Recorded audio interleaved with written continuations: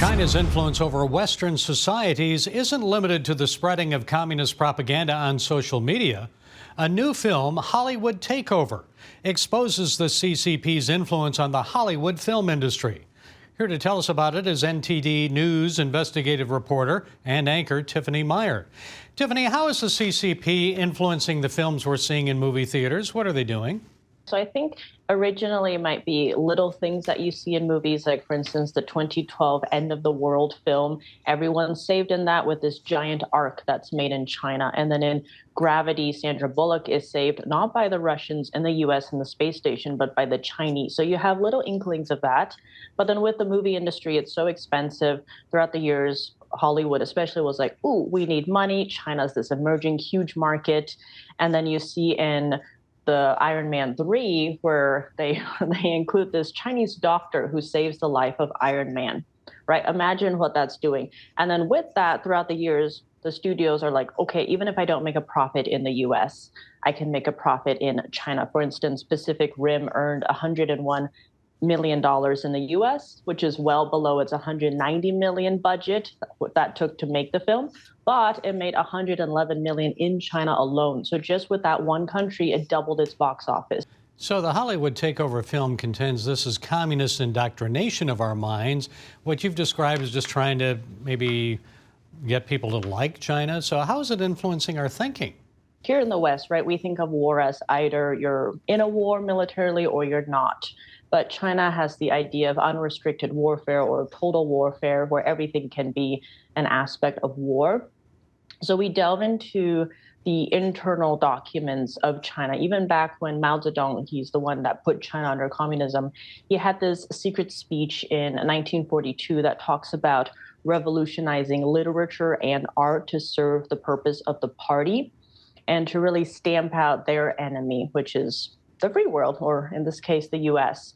And so since then, since Mao Zedong, the very beginning of the Communist Party, art serves the cause of the party, and it's part of their military. So even in an internal PLA, that's People's Liberation Army China's military, their handbook, it talks about how the battle for mind control happens on a smokeless battlefield. That could sound like lasers or drones, but it's really through every aspect. Like, you also have that in the education system with, say, the Confucius Institutes, where Beijing, communist China, picks the teachers, and they don't teach you about Tiananmen, they don't teach you about Tibet, you can't talk about Taiwan. And so it's really bleeding into every aspect. And so ultimately, you have even, say, Top Gun, the second movie, Maverick, right? When the first trailer was released for that, it had removed the patches of the Japanese and Taiwanese flags on Tom Cruise's bomber jacket, because those are sensitive to China. This is like the most American movie ever, Top Gun. And yet even that was trying to self-censor because Tencent, a massive Chinese tech company, was backing that film because that movie was so expensive to make. But at that point, with the pandemic, there was such international backlash that Tencent backed out of the film.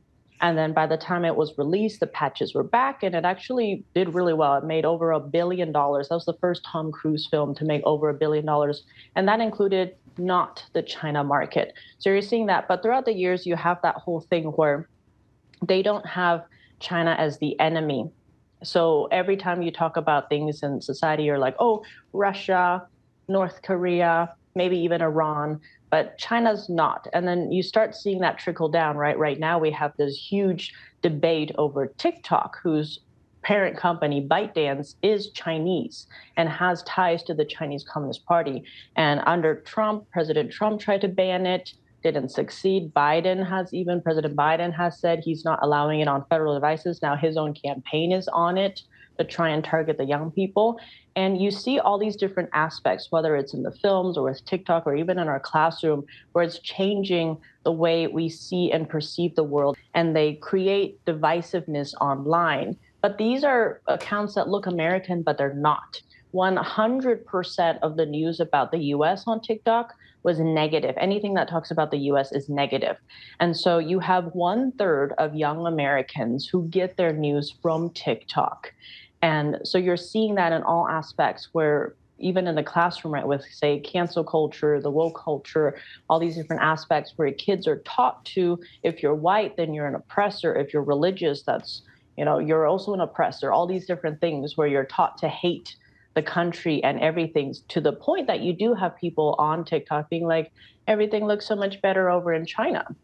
Well, so tell me back to the film industry, what needs to be done about it? Certainly, you're not suggesting another Red Scare or return to Joseph McCarthy's blacklist and the purging of Hollywood, or are you?